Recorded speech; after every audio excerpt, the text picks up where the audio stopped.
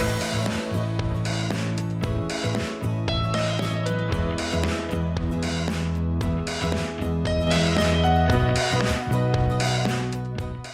good afternoon and welcome to our DMACC Ask a Professional event. We are so excited to have Jill Wells with us here today. She is an Iowa-based artist, so we will get to know her in a little while. I would like to say a quick hello as your host. My name is Jill Hoyk. I work a part of the work-based learning team at DMACC. And so again, welcome and thank you for tuning in today.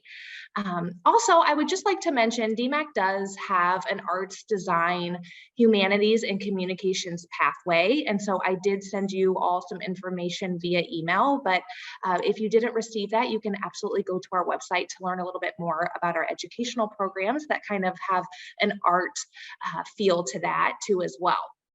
But without further ado, I would love to introduce our professional. Like I mentioned, we have Jill Wells here with us today. And Jill, like I mentioned, is an Iowa-based artist that is best known for her dynamic and colorful narrative paintings, investigating race, history, stereotypes, accessibility, and human experiences. And beyond being an artist, she's much, much more too. So we will get into that. But thank you, Jill, for being here. And it looks like we have some artists in the room from Ankeny Centennial. She's excited about that. And one homeschooler too as well. So thank you again for all being here. I'm gonna show you all Jill so she can show her face and I'll kind of ask her some questions. But if any of you have any questions for her, please leave them in the chat and I will certainly get those over to her.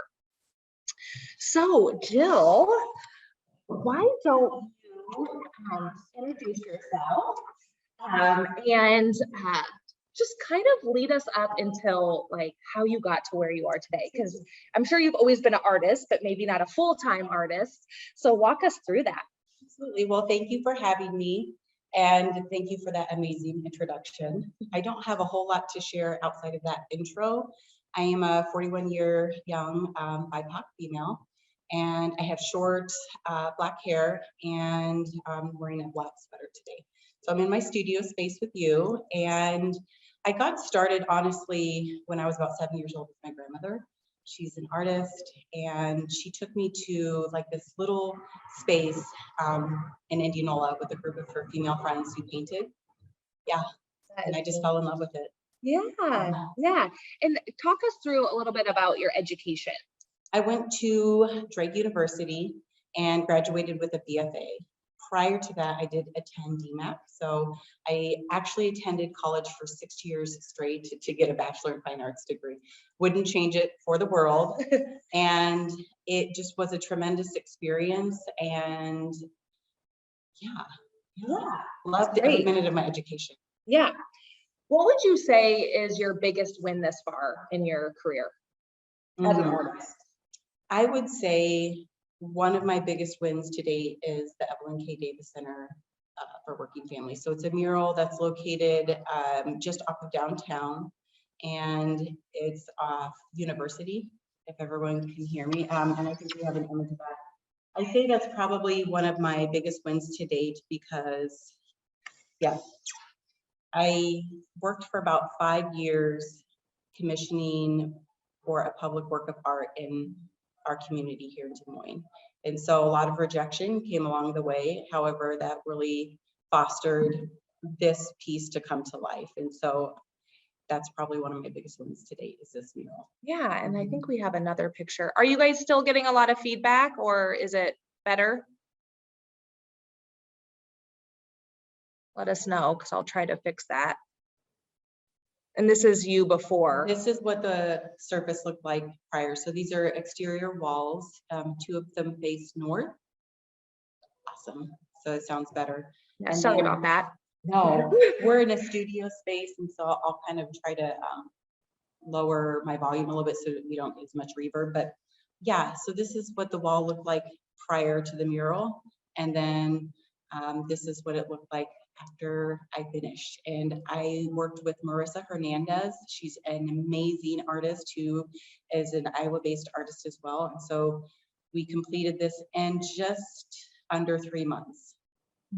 And it's acrylic on exterior walls. It's got a permanent varnish, and it really talks about community representation was a big part of that. And I can share a link to my blog that actually talks about the symbolism in and throughout the entire mural. So it's a lot to cover, and I know we won't be able to get through it today, but I'd love to share that information so I can give you the link to that blog. Yeah, and all of your other murals too do have a nice description of what they mean. And since we're on kind of mural talk, I would love to show this one as well.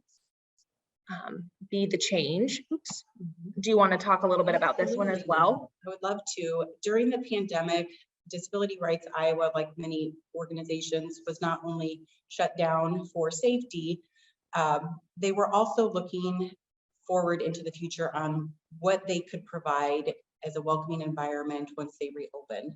And so there was a conversation around, you know, artists in the community, and I believe I was one of those artists. And so I got an email, and that's one of the way that an individual who's looking to get into like mural work or art in the community might find that. You might just have word of mouth where people are talking about that they know that you like art or do art.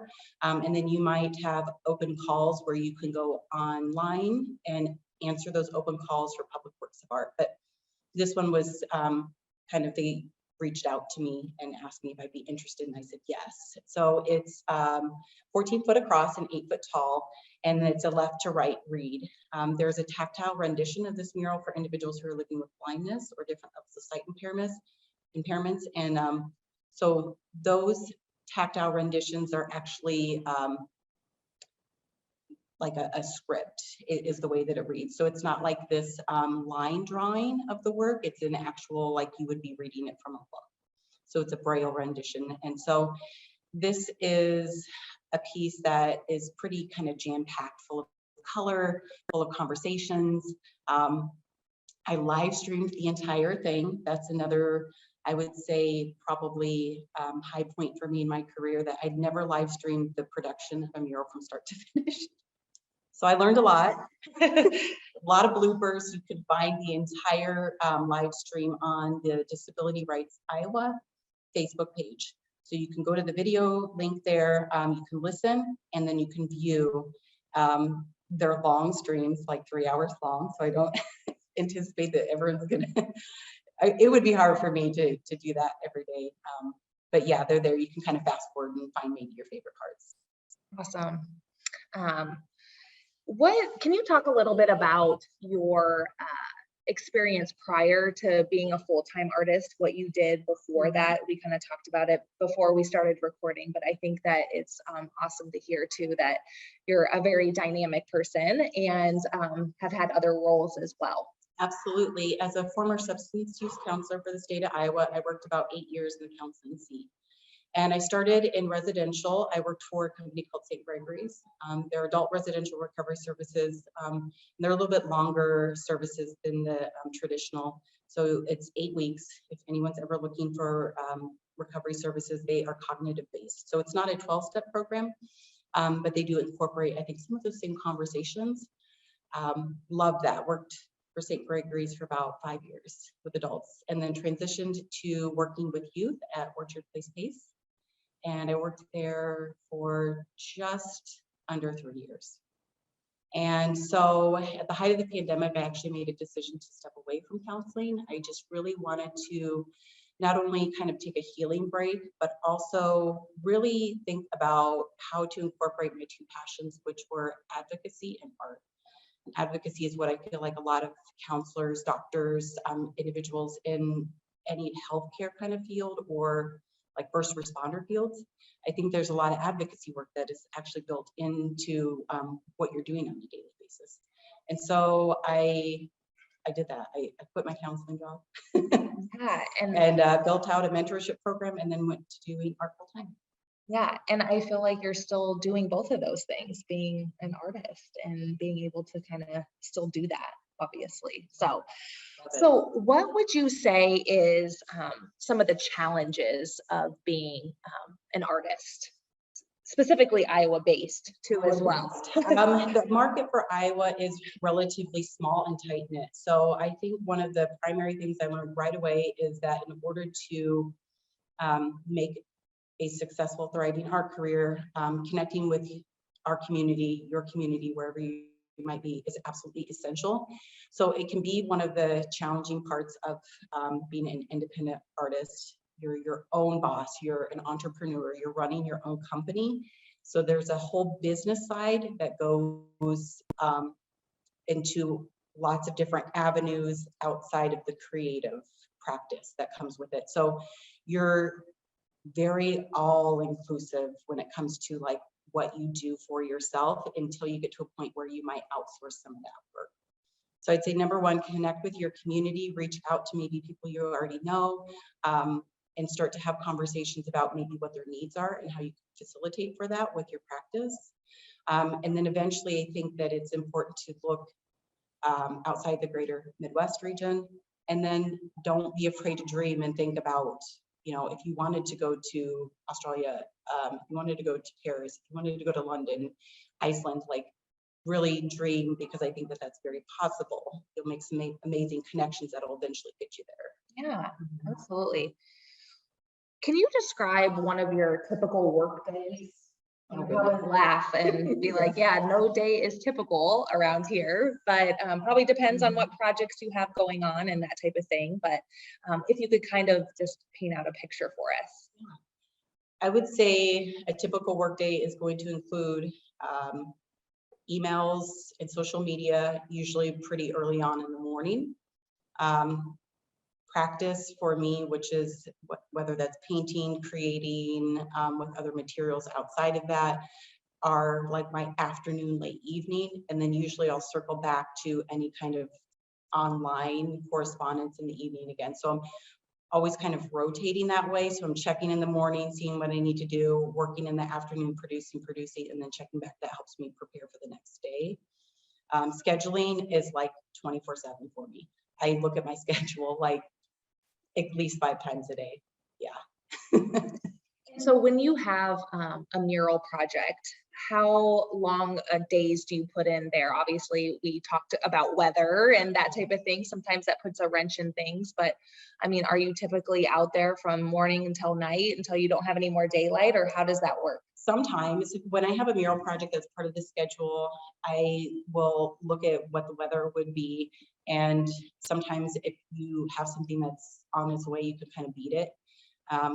You'll take into account what you're working with, because sometimes you absolutely cannot start because it's just going to bleed down a wall. But yeah, I'll usually get out there really early if I'm on an exterior piece and get as many hours in as I can. I don't really clock them. And then just work until my body can't, or I have to pick my son up, or I might shift and have a artist talk later in the day, have a mentee that I'm working with. So I'll do as much as I can on a public work until I would need to shift gears. But then there's certain seasons where, or in the year, that I kind of cut that season off, and then I go into what I would call like my private practice. And so that might be the other part. When you think about being an individual artist, you might find that works for you, that you're doing kind of public commissions or commission work, and then you're doing your own private practice. Or you might just say, I've committed to doing all commission work. I'm a commission artist only.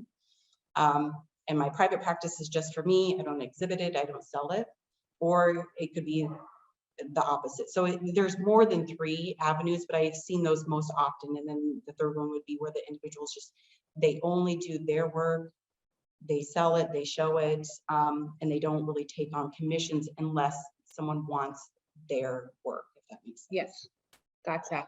That's interesting. Yeah. And for those of you who are tuning in, please let us know if you do have any questions too, or if you want her to explain further a little bit more as well. So what would you say is the most enjoyable thing about your career?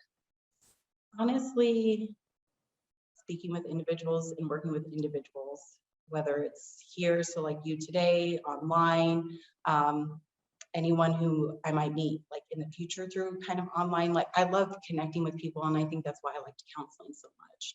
I feel like it's it's like what makes life really life for me. And I just think that that's how we are kind of designed as human beings to coexist with one another. And so the fact that I'm able to do that with the thing that I feel like I love the most is, yeah, fulfilling. it's very fulfilling. Yeah. So which season of the year would you feel like is toughest for your career? Is there a certain season that's more tough than another? Yeah, right after Christmas. Yeah. Right after Christmas, like everyone's kind of spent everything, and not only financially, but I think like mentally, emotionally. And so there's this kind of like period where things get quiet. So I've learned that that's one of the best times for me to refuel as well. So to do lots of self-care, reflection, start to think about things that maybe I missed when, the end of the year gets so busy. And that's when a lot of ideas will flood in for me, that I am starting to produce like fresh new ideas. Yeah. So as much as it's like not only like a financial kind of like plateau, that I've learned how to kind of work with that quiet time. Yeah. And then I asked you this earlier before we were recording, but when you are given an idea for a mural, and each one is probably different, but we were talking a little bit about how does that come about? I mean, you're very creative and probably come up with a lot of ideas for them. And then do you show it to like a committee of people who decide on it and make small changes or want you to add or what have you, and then go from there? Or is it strictly your design and you get free reign? Typically, public works are a little bit of both, where there's a couple different ways that individuals who might be wanting to do public works can define them. So again, you might just have word of mouth where someone's going to say they know they want you to do the work for them. There is the Iowa Arts Council, which is a tremendous online resource. They do wonderful workshops that will walk you through anything that you might find on their website. And the would be fellowships, which are paid fellowships oftentimes. So you can apply for those fellowships, get paid to do your work, or pursue something that you're really passionate about that you haven't had the finances to build out yet. They have grants, which have been tremendous, especially since the pandemic, and they're continuing that with the National Endowments for the Arts with the Iowa Arts Council. So there's a ton of opportunity. You guys can go there. So it's iowaartscouncil.com online. And then you're going to find a whole other host of opportunities there. Public Works of Art, Art Beacon, another online resource, community resource, Des Moines is fantastic. They're going to be showing you online or telling you online, like not only what are, like what's showing, what's, who's doing what in your community. There's tons of open calls for all types of work opportunities. So those are two of the main ones that I would say that you can just seek out. Like there's just these financial opportunities, creative opportunities are just kind of laying there waiting. If you're in school, talk directly with the business department on campus. And then I would say your professors. And if there's a gallery there or other galleries that are kind of around, and then the partnerships, I'll say this is an ask that I learned very late in life. It's one that you might find, it's hard or it feels uncomfortable sometimes to do, but if there's an organization you really believe in, just reach out to them and say, hey, listen, I've got this exhibit, I've got this work, I want to produce it. Would you like to partner with me and support this financially? And here's my ask. $200, $400, $500, $1,000. And this is what I can do in return. And have maybe like 5 things that you would provide in return, whether it's a meet and greet with their client base or their whoever they serve, whether it's just their logo that gets attached to it. A lot of businesses, they wanted, attached to an individual that is passionate about what they're passionate about as well. And through the arts, they're kind of tapping into these ways of serving their clients and their communities that maybe is like different than what they would usually do. So it's an additional way to provide a service. It's not just, I want your money. You're actually producing results, right? And you're like-minded with that organization. So I didn't do that until very late in my career. And I was astounded. I mean, the like, so Disability Rights Iowa was one of them. Aside of working with them on that mural, like I've really reached out to them and said, you know, this is the work that I'm doing right now. You know, it's this years after I did the mural. Would you want to partner with me? And it was like, yes. And it's not, it's so, I don't want to go too far over and we have some other questions, but if you haven't done that yet, the worst these organizations can say is no. And then you just find another one and you'd be surprised the support you're going to get. Yeah. And when you got your bachelor's of fine arts, did you take a lot of art classes that you utilized in your career today, or did you learn a lot of it outside of college too? I learned a lot of the tech now that I use in my work, but I will say all the fundamentals and the most important part to me, which is my artistic voice, came from my work in academics. So my art professor, she's still at Drake, her name's Angela Battle, and she was very adamant that, you know, she's like, Jill, you need to be very aware of what your voice is and, you know, what you're saying and how you're saying it. Instead of just, you know, like sometimes you feel the pressure, or at least I did, to like produce. And I kind of stopped thinking about the best word to use. And I would just use the first word that came to my mind. And so the words for me are images. And so I wouldn't often think about the image and how that could help or hurt. And so I always remember that to this day. You know, there's tons of techniques that I learned in art school that I'm grateful for, that I feel like I've perfected some of them. But that thought still sticks with me when I think about how am I connecting with my work and what is it saying? And I always go back to that. Sometimes I know right away, like this is the image and this is how and this is the material, but it's stuck with me. Yeah, absolutely. I also think too, because a lot of times with artists, some of them don't go to college at all and are very successful, and there's different routes to that. One thing, obviously working for a college, I can say is a lot of the materials in order to be an artist or a photographer or video production, they're very expensive just to be able to kind of play around with, right? And so when you are going to college, you do get a little bit more top-notch materials to be able to kind of work with and that type of thing. So I think that that's always, of course, beyond the techniques that you learn in college. I think a lot of times it's sometimes supplies and being able to utilize a lot of different things that maybe if you weren't in college that you wouldn't be able just to afford right away. So, absolutely, yeah. And I think that sometimes you can find, whether it's like a part-time or a mentorship opportunity with an organization that might have the materials that you need. And then that way you have that relationship for the future. So like at a frame shop or something like that, you know, you have access to all the materials for framing if you were to need it. Whether you're like a dossier at an art center or something like that. So you could always have those relationships in case you might need something that's outside of your financial, you know, wheelhouse at that moment. You at least could ask, you know, and see if you could, you know, for a time, like borrow the space and produce here.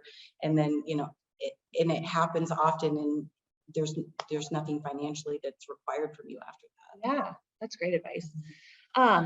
If you could start all over again with your career in any way, would you change it, or are you pretty proud of your path and what got you to where you are today? No, I wouldn't change anything. Yeah, I don't know what that would look like. I'm kind of scared. Right? So, yeah, I feel very blessed. Yeah, I know what my privileges are, and I got a lot of them. So I'm grateful for that. That's awesome. So for those students on the call that are maybe looking into some sort of artistic future, what advice or preparation, you've kind of given them some advice already, but would you advise to them being in high school, maybe thinking about a career path in this realm? I'd say honestly, the day and age that our youth are living in. So any of you in high school or like going into your first year in college, or if you're going to go directly into a field, like this is an amazing time right now, not only because of instant access with internet and connection, running your own business, you don't need brick and mortar, and you have the ability to study through YouTube, honestly, like business classes that are like master classes now online.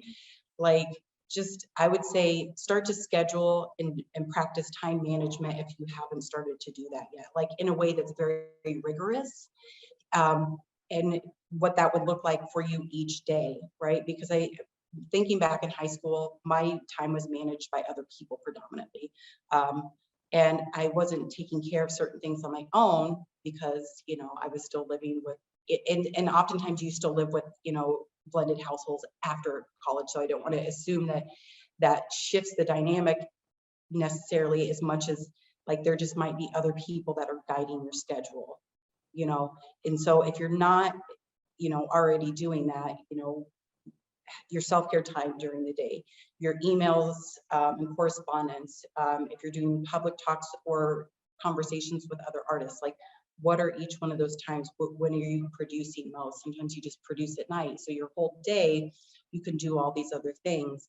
And it's amazing. I feel like you would be at a point where, you know, you're probably very well off earlier than you might have thought. You know what I mean? Like, if that's the one piece of advice, like, don't doubt yourself. You can be a extremely accomplished artist very early on in life. You don't have to wait until, you know, you're, you know, 50, 60, 70 years old, and really start to, like, apply all over the place. Residencies are tremendous. If you guys aren't doing that, please look at residencies. They are incredible. Look in the Midwest, outside the Midwest. Yeah. And two, I think, like you sort of mentioned before, when you were working in your previous career, you were still an artist. You just weren't able to spend as much time on it too. So sometimes people kind of dabble in it, maybe a side hustle for a while and get some momentum going too. So I think sometimes people are scared to kind of jump all in, but that's also an option too as well. And those are huge right now. Like, I have some friends that, like, their graphic work is amazing. So, like, side hustles for them, you know, they might be, you know, an easel artist, but then there's these other things that they're doing, like whether it's jewelry, whether they're doing other people's websites, whether they're curating shows. It's, you know, so there's, I think, so many opportunities now to have those kind of side hustles. Yeah. And it's like it's kind of like, it's like Jay-Z, you know, it's like he owned the Nets at one point in time, or if he still does, you know what I mean? And it's like, but he does music, you know, and then fashion. So it's like you can have all these different disciplines, I think, nowadays. Absolutely. Well, I want to be respectful of time here, so I'm going to move this back over, and I'm going to have Jill show us around her space, just so we can see a little bit of where she spends a lot of her time if she's not out at a mural. So I think I'm just going to keep it on the phone or on the computer, just so there's no. Sorry, I'll try to go slow so I don't make you all sick. But where would you like to start? Well, this is one of the walls here in the studio space. It's kind of a galley style studio. I'm at the main frame. So for any artists community that are looking for studio space, Mainframe offers a couple different setups. I do kind of like an ad wall here for any social media. So all these talk about the mentorship program. It's my logo. So that's a part of the branding that's in the studio space. And then just below this is kind of my organization for any supplies that I might be working with or working with a team. So the access is a nice height. So if anyone is needing wheelchair accessibility, they can reach these things relatively easy. And then I kind of have a space here where I can work. I've got my easel set up. She has beautiful, a nice view. Beautiful view. I love this thing. Children's Hospital Methodist out her window. And then this is kind of the long length of the space. So you can kind of get an idea of how much room you can gain access to here at Mainframe, and the studio spaces are even, they get larger than this. So I like this setup because I can basically spread out anything I might be working on in an assembly line, because oftentimes I'll be working like that. But when I'm working with mentees, then we can be easily kind of socially distanced if we need to do that and still have space to kind of produce. And then right now I'm working on a piano for city sounds. And so let's hop over here and you can show them one of the butterflies too, because it's so cool. I think this portion is still, yeah, so you can kind of see at one point it was all white on the primer. I do an undercoat, which is a technique that I learned from my professor in art college. Any undercoat color is going to affect your top coat. So even though there's black on top, there actually is kind of a different tone to it because of the glue that's underneath it. And then there's this tiny little butterfly that's a 3D butterfly here. And so eventually this will be coated in like thousands of these. So the whole thing becomes three-dimensional. It becomes tactile where people can touch it. And then the inside will actually be lined with LED lights, so it'll kind of flow. So City Sounds provides pianos to our community. They put them out and about so people have access to playing them, because you can't often always afford one. And you might not have access to enter into a building to use the piano. So City Sounds does a really great job in putting these out to the community. And artists are commissioned to paint them, really kind of to answer your question, Jill, however they kind of want. So I was like, I'm going to do black on black on black with 3D black butterflies and just make it really rich and glossy with epoxy. And yeah, I'm excited. It'll be done at the end of this month. That is so exciting. So will someone come in and help you get this? Yeah. Or is that the artist's responsibility too? That's awesome. Well, I want to be respectful of Jill's time today. Last call for questions for her, but I want to thank everybody for tuning in, and especially a big thank you to you, Jill, for allowing us into your space and to learn a little bit more about your career. We truly appreciate it. Thank you. I appreciate you guys' time, and I appreciate you. If you have any questions, let me know. They said, thank you so much. We can't wait to see the finished product. I can't, if you guys have work you want to share, let me know. I love to share it on my platforms.